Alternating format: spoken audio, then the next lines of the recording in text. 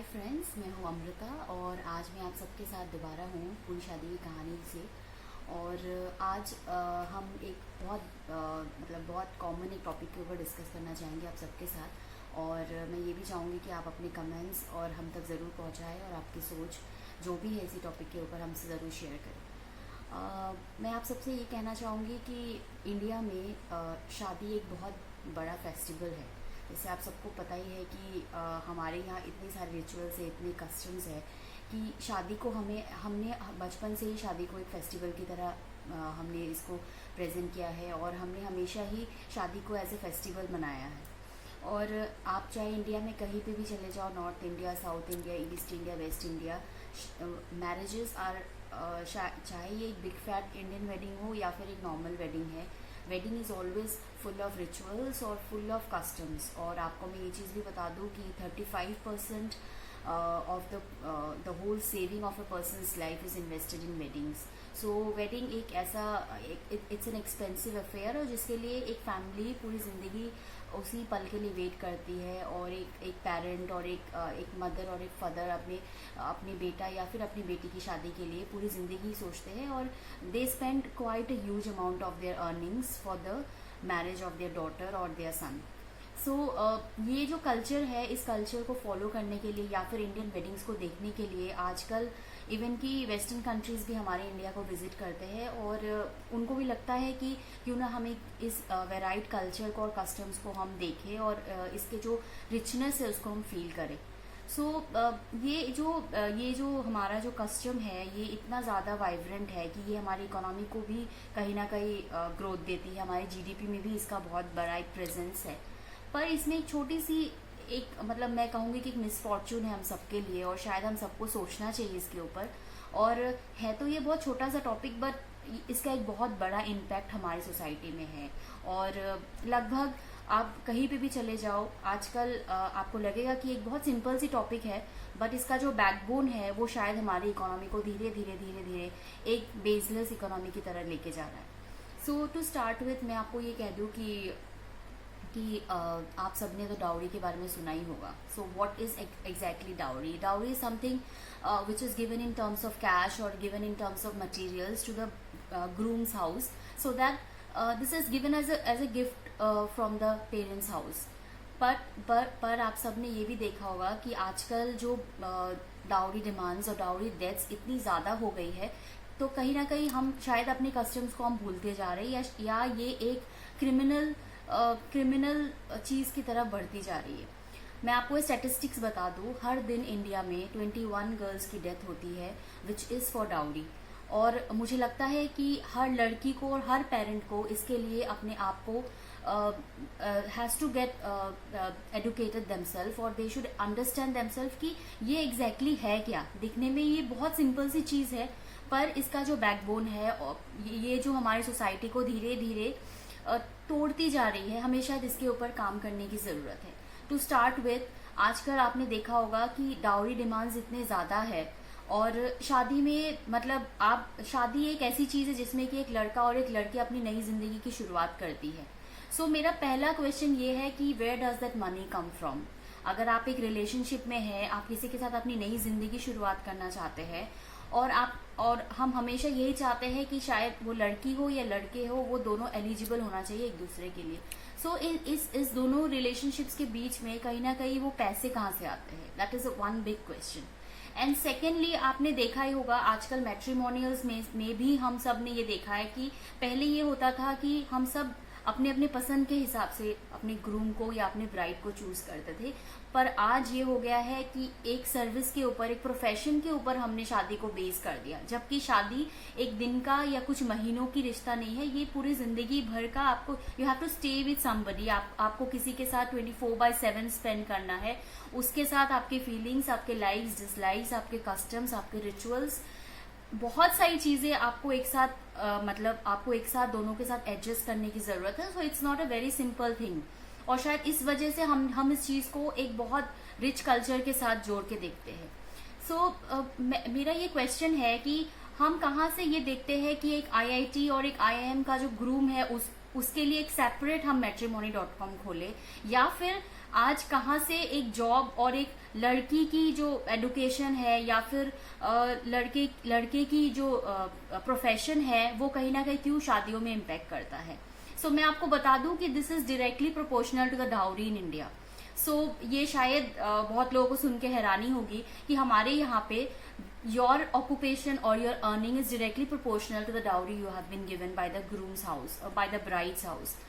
मैं ये क्वेश्चन करना चाहूंगी उन लड़कों से कि आप अपना वैल्यूएशन कैसे करते हो, और ये वैल्यूएशन कौन डिसाइड करता है कि आप एक आईआईटी या आईआईएम से आप पढ़ के आए हो तो आपको 35 लाख या 40 लाख या 50 लाख, और या फिर आपको मटेरियल दिया जाए, या फिर आप डिमांड करो कि आपको एक कार की जरूरत है, एक आपको मटेरियलिस्टिक चीज की जरूरत है only to fulfil your ego, और इस चीज को समझाने के लिए सोसाइटी को कि आप एक आईएम ग्रेजुएट हो या फिर आप एक आईआईटी ग्रेजुएट हो और you are from a government sector. मेरा बस ये क्वेश्चन है कि नो प्रॉब्लम, आप इस चीज को डिमांड करते हो, आप इस चीज को समझाओ और आप इस लॉजिक को सोसाइटी को समझाया करो कि वो कौन सा बेसिस है कि आपका एडुकेशन आपको पैसे मांगने के लिए मतलब आपको मजबूर करता है, और ये आपका ईगो सेटिस्फाई करता है कि just because you have passed out from an IIT you have to be paid to keep your wife who would be serving you for the rest of the life. और हम ये भी कहते हैं कि लड़कियां पराया धन होता है।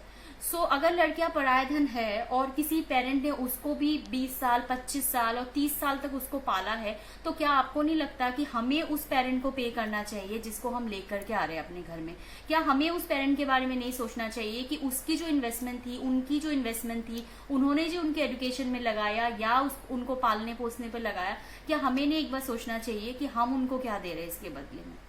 Second thing is, if you are eligible bachelor to get married and get paid for what you are for you're marrying a girl, अगर आप इतने एलिजिबल ही हो फिर आपको पैसों की जरूरत क्यों है?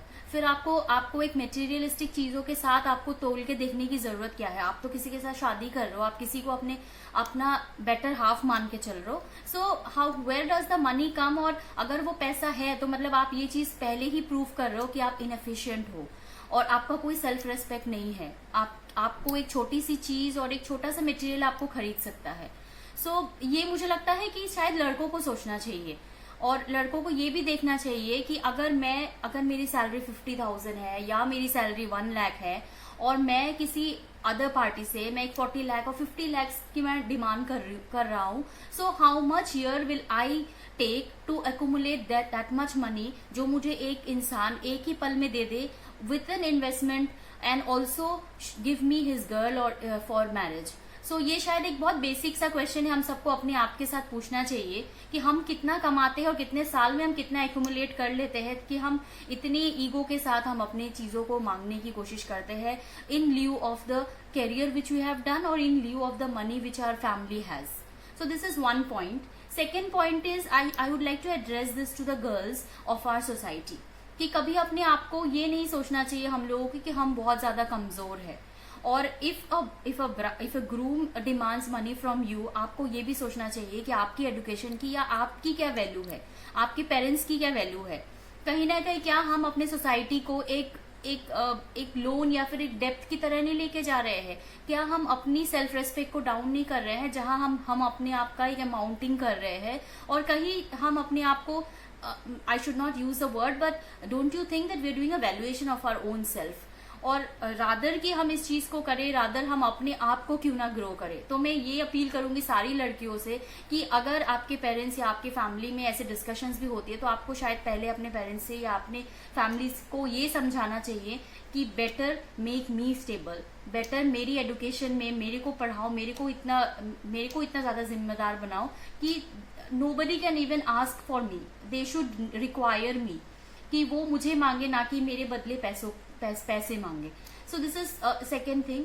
थर्ड थिंग ये है कि हमें ये भी सोचना चाहिए कि अगर किसी के पास पैसा है, मान लीजिए आपको उन्होंने दे भी दिया, तो उनका क्या कि जिनके पास 5 बेटियां है 6 बेटियां है and they don't have money to pay to you. आप ये सोचिए कि हम ये कहते हैं कि जेंडर बायस इंडिया में एग्जिस्ट करता है, तो ये भी शायद एक रीजन है कि जेंडर बायस इंडिया में एग्जिस्ट करने के लिए भी लोग मजबूर है। बहुत सारे विलेजेस में हम जो कहते हैं कि मतलब girl child are not born, I think this is one of the reason why girl child are not born, because this is also a burden to the father.